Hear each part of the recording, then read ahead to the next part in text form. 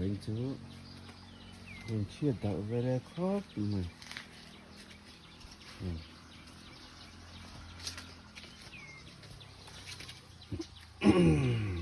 differential long song ta kan thon rất là kỳ ta kan thon à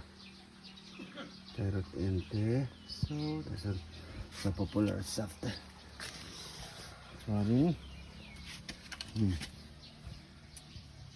chân trong phổ phát triển turin với chữ cái xem đó này phù ra gì đó này ạ chứ còn cho nên phù phát triển cần tung đón cho này phù công chia lan rep rep đồ những ngàn xem đó à chia to lên của mà ta phải chia to lên lan rep rep mấy đó này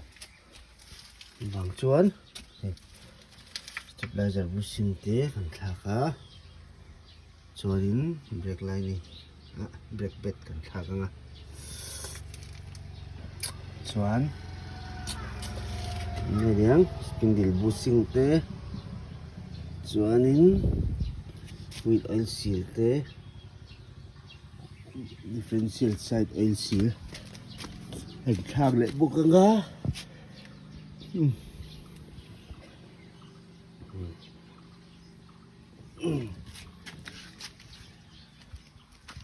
với chữ để đợi cho giờ được em nhỏ trong quán thôn rất là rong rất tốt.